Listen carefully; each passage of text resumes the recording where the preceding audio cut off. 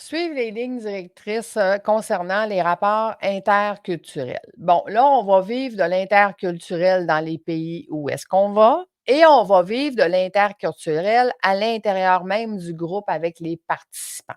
Donc, déterminer le comportement social à adopter. Évidemment que si je m'en vais en Inde versus si je m'en vais au Mexique versus si je m'en vais au Canada, on n'aura pas le même comportement social. Ça serait peut-être important que tu saches la base des coutumes de ces pays-là. OK? Donc, ça veut dire que pour un, on peut faire quelque chose qui peut être très mal vu dans l'autre pays. OK? Donc, avec une petite recherche sur les us et coutumes et ChatGPT, une petite question va te répondre facilement, rapidement à ce genre d'interrogation-là que tu as. Comportement physique à adopter, gestuel et façon de saluer. OK? Donc, façon de saluer, très important parce que c'est pas la même chose. Si, exemple, donner des 2 becs ses joues, puis qu'il y a des cultures que non, tu me donnes pas de bec, tu me touches pas, ben ça, c'est quelque chose, exemple, qu'on doit pas faire. Parce que si je peux pas le faire avec tout le monde, je le fais pas. C'est ça la règle. Si je peux pas le faire avec tout le monde, je le fais pas. OK? Donc, ça veut dire que tu vas adopter une façon, exemple, de saluer tout le monde. Quelqu'un ne veut pas te donner la main parce qu'il a peur d'attraper parfait. C'est quoi la règle dans ce temps-là? Écoute, je comprends ça, pas de souci, mais je prends ça en note. OK?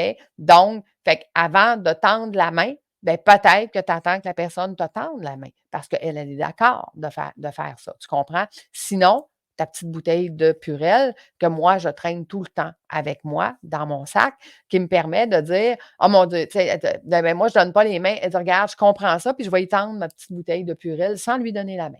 OK? Donc, dire: «Regarde, j'en ai tout le temps. Sache que si jamais, à un moment donné, tu te sens mal à l'aise à quelque part, ben voici, j'ai prévu le coup». OK? Ensuite, se renseigner sur les normes culturelles, je viens de te le dire. Éviter les préjugés culturels dans les jugements ou les discours. Là, on va peut-être avoir à faire affaire avec des gens qui qui ont des préjugés. OK? Qui ont des préjugés sur quelqu'un, exemple, qui arrive voilé dans un groupe, quelqu'un qui doit faire sa prière à 3 heures l'après-midi, quelqu'un que. Donc, moi, ce que je ferais dans un cas comme celui-là, c'est que je serais la première personne à aller jaser avec, puis essayer de comprendre sa culture, puis essayer de comprendre pourquoi elle fait ça.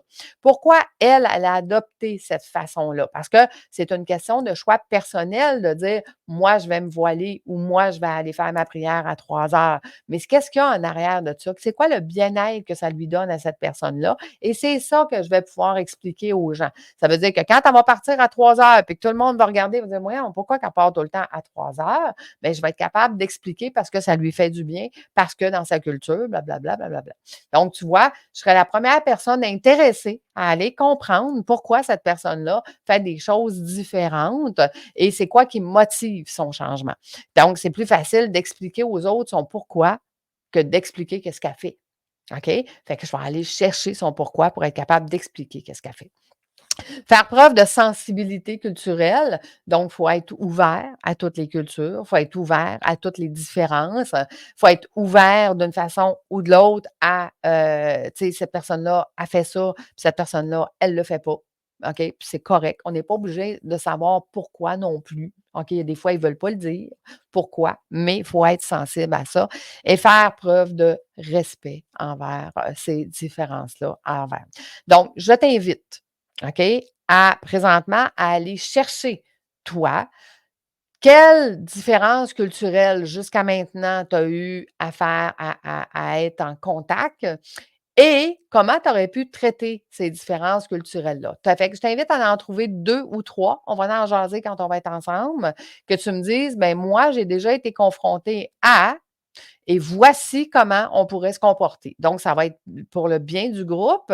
Tu vas avoir fait des recherches sur les différences culturelles et pour le bien du groupe, tu vas nous partager comment on devrait se comporter avec ces différences-là. Je t'en ai donné quelques-uns, mais je t'invite à aller plus large que ça, puis à nous trouver d'autres différences culturelles qui pourraient être intéressantes à connaître envers notre groupe.